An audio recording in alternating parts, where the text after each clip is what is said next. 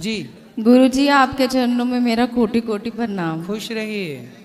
गुरुजी, अगर एक व्यक्ति के लाइफ में उसके लिए एक करियर इम्पोर्टेंट है, वो जिंदगी में कुछ करना चाहता है, बहुत ज़्यादा इम्पोर्टेंट है उसके लिए, जिंदगी में कुछ बनना, कुछ करना, उसका लक्ष्य ज़्यादा इम्पोर्टेंट है, पर दूसरी तरफ उसकी गृहस्थी है, दोनों में मैनेज नहीं हो पा रहा, एक ना एक चीज़ छूट रही है, मतलब दोनों में रिग्रेट हो रहा है, तो इस सिचुएशन में क्या करना चाहिए? गृहस्थी सदा रहेगी, बाकी चीज सदा नहीं रहेगी। इसलिए गृहस्थी को पहली प्योरिटी में पहला स्थान दिया जाए, गृहस्थी को सुखी रखा जाए, गृहस्थी का साथ दिया जाए। रही बात बिजनेस व्यापार की, अपने भविष्य की, तो आप तरक्की बहुत क्षेत्रों में कर सकते हैं, बहुत तरीके से पैसे कमा सकते हैं। सारी जिंदगी काम करना है और पैसे कमाना है, पर परिवार है तो सब कुछ है, परिवार ही नहीं तो फिर क्या है। पर अगर मन में रिग्रेट रहे कि यार वो चीज़ करनी थी लाइफ में बट नहीं की, सिर्फ ग्रस्त की वजह से, वो फिर मन में रिग्रेट नहीं रहेगा जिंदगी भर की यार एक लाइफ मिली है वो हम कर नहीं पाए। क्या करना है आपको? करना है कुछ? क्या करना है बताओ। मतलब बहुत अच्छा करना है जिसके लिए मुझे फेम मिले। क्या मतलब मेरा पहले और फेम यही है दुनिया में। हाँ जी, नेम फेम यही तो है, फेम के लिए दुनिया जी रही है। क्या करोगे फेम का? मतलब मेरे नाम से पहचाने मुझे सारे। आपके पति नहीं है? हाँ जी। शादी हो गई आपकी? हाँ जी। पति क्या करते हैं? होजरी का बिजनेस है। तो आप भी पति का साथ दो ना बिजनेस में। वो अपने काम में इंटरफेयर नहीं करने देते। अगर मैं करती हूँ तो वो कहते हैं कि तू गृहस्थी संभाल। तो इस सिचुएशन में बंदा स्टक हो जाता है कि एक तरफ मेरे सपने छूट रहे हैं और एक तरफ गृहस्थी है। तो फिर सपने पूरा करोगे तो गृहस्थी छूटेगी। बिल्कुल। तो फिर आपको क्या चुनना है ये बताओ। मेरे को वो ही समझ नहीं आ रहा कि ये लाइफ एक तरह से एक स्टक हो चुकी है कि एक तरफ आपके पति को आपका साथ देना चाहिए। बिल्कुल। लेकिन पति को आपका साथ लेना भी चाहिए कि उसके बिजनेस में आप लग जाएं और उसके बिजनेस को आगे बढ़ाने में आप दोनों एक दूसरे की हेल्प करें, मदद करें। हाँ जी, बट उनका बिजनेस ऐसा है कि मैं इंटरफेयर नहीं कर सकती। फैक्ट्री का बिजनेस है, मैं इंटरफेयर ज़्यादा नहीं कर सकती। मुझे कुछ अलग ही करना होगा जिसके लिए मुझे मतलब मेरे नाम से जानना जाए। तो घर पे रह के भी आप कर सकते हैं कि पति परिवार भी मैनेज हो जाए और काम भी मैनेज हो जाए, ऐसा भी हो सकता है। हाँ जी, बट वो चीज़ कहीं ना कहीं पे मैनेज नहीं हो पा रही। तो आपने क्या सोचा है? मैंने अपने सपने को ज़्यादा इम्पोर्टेंस दी हुई है इस टाइम पे। ठीक है, तो फिर पति को छोड़ देंगे? नहीं, वो भी नहीं हो सकता। फिर काम छोड़ेंगे? एक ना एक चीज तो छूट रही है। तो फिर क्या छोड़ने का पक्का प्लान है? राधे राधे गुरुजी। हाँ बैठो, आएंगे। हाँ राधे राधे। बोलो मैया। गुरुजी, मेरा प्रश्न ये है कि मतलब मेरा कहीं रिश्ता होता है, होते होते रुक जाता है, पूरे घर तक नहीं आता, मतलब कहीं ना कहीं अड़चन आ जाती है।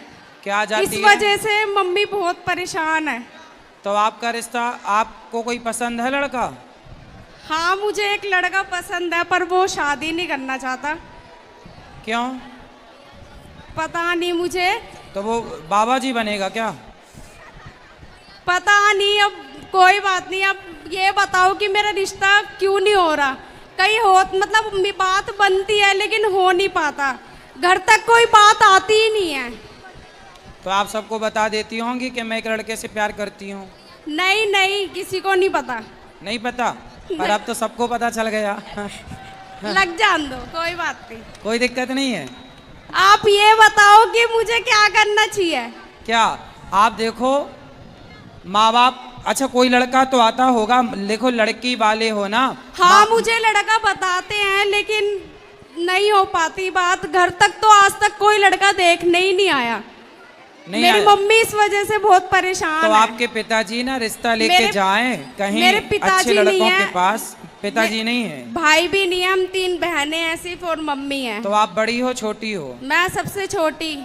और बाकी बहनों की हो गई? हाँ जी, 2 की हो गई। तो फिर आपके जीजा जी लोग जो हैं उनसे बोलो कि वो आपके लिए बात करें पिता बन के और आपका रिश्ता कराएं बढ़िया सा। कराएंगे, हो जाएगा। कितने साल के हो आप?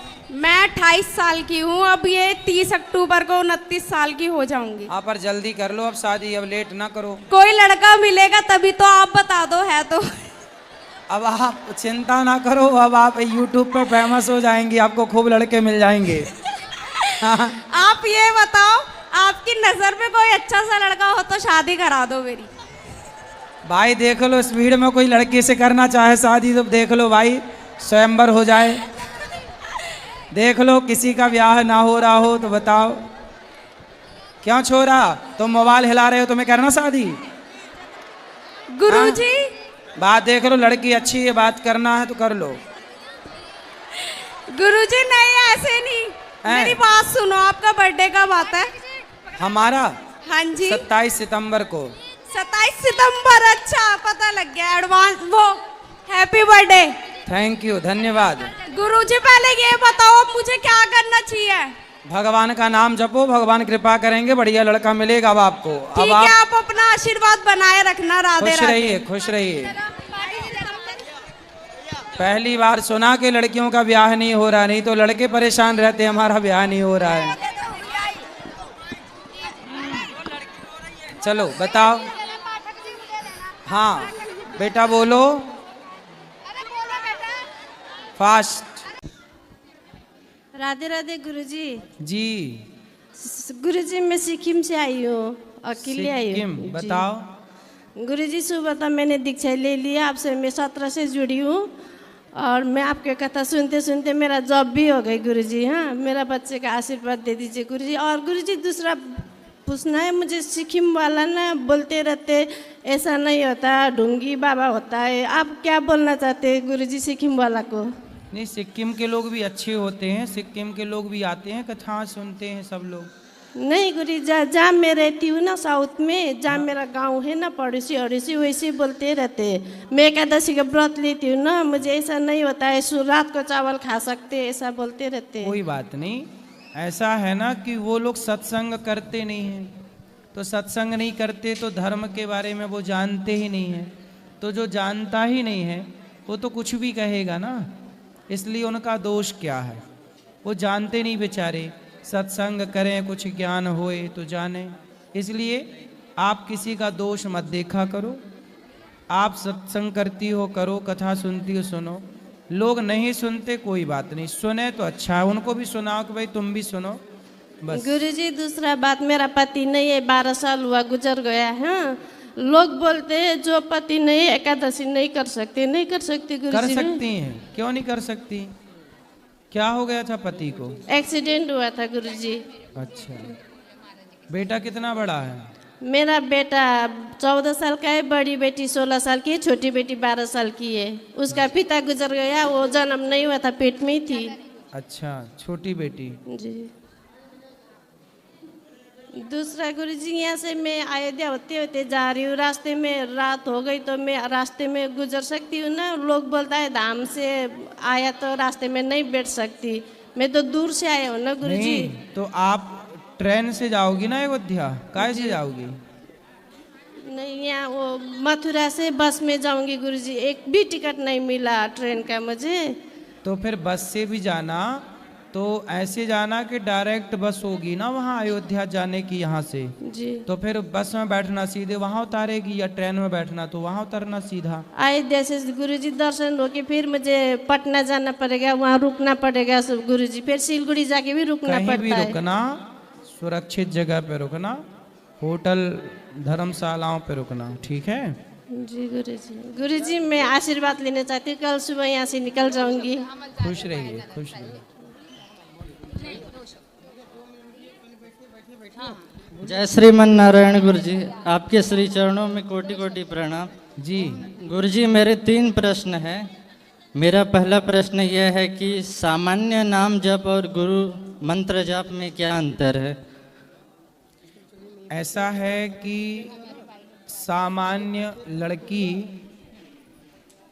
जाए बाजार से 5 रुपए का सिंदूर खरीदे जी और अपने माथे पे भर ले, जी तो क्या वो अपने से सिंदूर खरीद कर अपने से मांग भर ले कोई कुंवारी कन्या, जी तो क्या उसे सुहागन स्त्री कहा जाएगा? नहीं। लेकिन वही 5 रुपए का सिंदूर जब पति के द्वारा उसकी मांग में भरा जाएगा जी तो वो सुहागन कहलाएगी कि नहीं?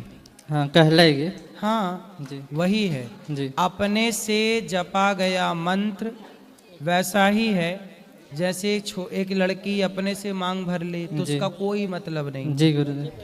और पति के द्वारा वही सिंदूर दिया जाए तो उसका अर्थ है। उसी तरह अपने से जपा गया मंत्र जी उसका कोई विशेष अर्थ नहीं है।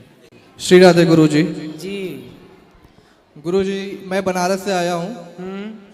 मेरा प्रश्न तो नहीं है बट प्रार्थना है आपसे कि मेरी दादी जो हैं श्रीमती सुशीला सिंह जी, पिछले 3 साल से 4 साल से निस दिन आपका कथा देखना, पूजा पाठ करना गुरु मान के करती हैं। वो आने में असमर्थ थी, लेकिन मैं आपसे प्रार्थना करता हूँ कि कृपया अपने मुख से उन्हें आशीर्वाद प्रदान करें। श्री राधे। सबको आशीर्वाद है, खुश रहें। और गुरुजी, अगर आपकी आज्ञा हो तो मैं 4 लाइन का प्रसंग सुनाना चाहता हूँ। सुनाइए। ये प्रसंग है जब धनुष टूटता है, परशुराम जी आते हैं और उसके बाद परशुराम जी गुस्सा होने के बाद लक्ष्मण जी कहते हैं, यह सुख का संवाद कभी दुख का कारण बन जाता है, मीठी बोली के कारण ही तोता पिंजरे में आता है। जो ज्यादा मीठा होता है वह अपना नाश कराता है, मीठे गन्ने को देखो तो कोल्हू में बेरा जाता है। भाई ने मीठे वचन कहे तो क्रोध और बढ़ आया है, सबसे पहले वह बोल उठे इसलिए चोर ठहराया है। अच्छा अपराधी हम ही सही, हमने ही जहर निचोड़ा है, जो कुछ करना हो करें आप, शिव धनुष हम ही ने तोड़ा है। जय श्री राम। सुंदर सुंदर। राधे राधे महाराज जी। जी। मैं कानपुर से आया हूँ। चंदन यहाँ जो क्रेन कैमरा चलाते हैं उनके बड़े भाई अभी चंदन कल आएंगे यहाँ पे, और मेरा एक छोटा सा प्रश्न है। पहली कड़ी मैं सुनाऊंगा और जो मेरे मन को विश्वास दिलाता है दूसरी कड़ी आप सुनाएंगे। तेरे फूलों से भी प्यार, तेरे कांटों से भी प्यार, तू जो भी देना चाहे दे दे मेरे सरकार, तू जो भी देना चाहे दे दे मेरे सरकार। तू फूलों से भी प्यार, तेरे कांटों से भी प्यार, चाहे सुख दे या दुख, चाहे खुशी दे या गम, मालिक जैसे भी रखेंगे वैसे रह लेंगे हम। चाहे सुखी भरा संसार यादे आंसुओं की धार, तू जो भी देना चाहे दे दे मेरे सरकार, तू जो भी देना चाहे दे दे मेरे सर। और कानपुर कब आएंगे गुरुजी?